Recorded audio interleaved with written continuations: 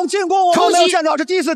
注意看，小虎铁银华意外被老外击倒一次，其后台下的外国观众不但定了，直接站起来呐喊欢呼。重新站起来的铁银华眼神突变，当场临门一脚踢晕外国猛将，这场面瞬间吓坏了现场解说和本土观众，根本不相信他们的民族英雄会被19岁的铁银华一脚 KO。为什么年仅19岁的铁银华会奉命来到马来西亚客场打比赛？那是因为铁银华在国内太过勇猛，仅用1个月时间，就在中国武林风获得了7战7胜。为了让铁银华的名气更上一层楼，于是便安排铁银华去往马来西亚打比赛。心怀抱负力攀高峰的铁银华当即就接受了赛事方的安排。刚才击倒铁银华的老外可不简单，他所实施的进攻招式非常诡异。看到铁银华被击倒的老外异常亢奋，不知道的还以为铁银华被 KO 了呢。眼前这个被他们本土观众称为民族英雄的叫艾迪，他曾是越南国籍，为了方便训练则是转国籍来到了马来西亚。毕竟马来西亚的某些地方门派武术只传内不传外。面对26岁的艾迪，小虎铁银华并没有表现出任何畏惧。话就不多说了，来让我们欣赏一下铁银华的精彩表现。请长按3秒点赞。比赛开始，铁银华本身就以硬朗的打法闻名于拳坛，不管是内围对抗还是在中远距离对拼，都能保持与艾迪正常的正面对抗，在保证自己不受伤害的同时，会给艾迪实施一些较为新颖的进攻招式与动作。毕竟铁银华才年仅19岁，并且在中国已经斩获了傲人的7连胜。如果武林风的观众朋友们，您经常收看我们节目的话，你对这个艾迪一点都不陌生，因为我武林风在这个2011年9月份来到马来西亚吉隆坡比赛，那场比赛当中，蓝方这个艾迪就同谢雷打满了4局，最终双方是战成平局。那么今天小虎铁银华来迎战艾迪，我们这场是一场硬仗。我们通过这个开局来看，今天这个艾迪要比7岁的差距并没有给铁银华带来什么危害。在中远距离对拼当中，铁银华的腿法一直都没有停止过，连续的腿法进攻打的艾迪有点畏惧铁银华，在短时间内应该不敢对铁银华实施太过猛烈的进攻。很强的杀伤力和力量。我想在这场比赛里面，铁银华要利用他的拳法来进攻对手，因为这个艾迪呢，他练过泰拳，在马来西亚练过泰拳，他的腿还是很硬。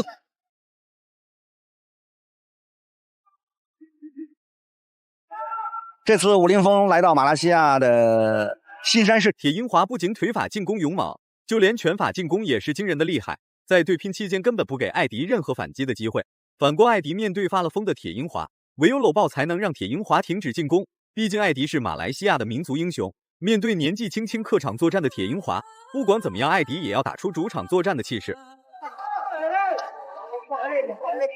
今天这个艾迪也是有边的他比2年前打得更加的油滑和聪明。因为在今天的比赛规则当中，膝是可以上头的。我们刚才看到这个艾迪利用一个膝上头的动作，虽然空了，但是我们感觉到艾迪今天的战术打法要丰富。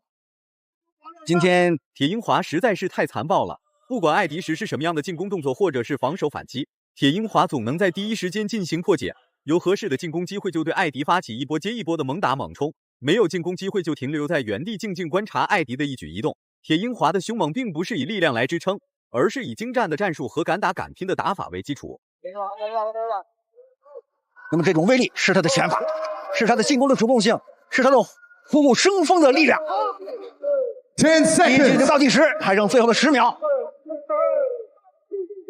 这场比赛打得很硬双方打得很硬。第一局比赛时间到了，在第一局比赛的最后，很明显，铁银华全程都在追着艾迪暴揍，两人之间足足相差了7岁之余。不管怎么说，艾迪也是经验丰富的拳坛老将，怎么会被一个年仅19岁的铁银华打成这个熊样？一种秘诀和杀手锏，就在每一场比赛的每一局的最后的10秒钟来紧密对手。Round 2，第2回合开始了，铁银华一点面子都不给艾迪，回合刚开始就对艾迪发起了一波猛攻，瞬间将比赛分成了你追我赶的局面。在艾迪后退期间，并没有直接往后退，而是保持着井条有序的防守状态来与铁银华展开对抗。艾迪的打法比慢节奏还要慢，对比之下，铁银华的打法比快节奏的打法还是快。很明显，铁银华已经掌握了大比分优势和比赛节奏，量比较大，技术说不是那么的细腻在进攻上。而铁银华在第一局比赛里面，他的这个杀手锏拳法还没有发挥出来，尤其在后手拳。对，哇，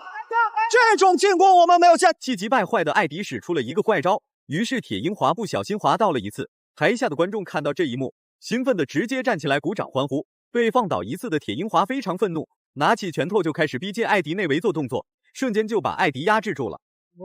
小伙要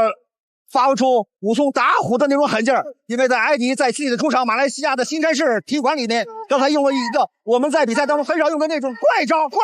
从来没有见过的怪招，一下把铁银华的战术体系打乱。现在我们看到的现场的观众都在为马来西亚的艾迪呐喊，但是我们看到小虎还是铁银华的进攻攻势太过猛烈，并不是一般人能够抵挡住的。连续的重拳重腿打得艾迪节节败退，赛前还声称武松打虎，看来武松要被小老虎暴打一顿了。此时的比赛局势已经形成了一边倒，艾迪想要拿回属于自己的优势，就必须超过铁银华的进攻攻势。很显然，这个是不存在的。第一次来到马来西亚吉隆坡那场比赛不一样的原因，就是他在今天比赛里面的战术变化丰富了。那么这种丰富表现他的诡秘的战术应用上，尽管他的进攻的比赛路线并不是很细腻，但是他的战术体系还是很丰富的。刚才他在第二局比赛里面利用一个我们说是一种像那个侧手那种动作啊，你看，本身艾迪就以慢节奏打法闻名于拳坛，遇到猛打猛冲的铁银华，也算是艾迪倒了8辈子霉。面对时时刻刻都在猛打猛冲的铁银华，艾迪唯有搂抱才能得到一点喘息的时间。时间正在1分1秒流逝，铁银华正在准备结束比赛。20 seconds. 现在艾迪打得很聪明，我不跟你拼节奏啊，我就是一板一眼的给你。10 seconds. 当然，铁银华他这个右膝关节的受伤，或多或少影响了今天铁银华的技术发挥。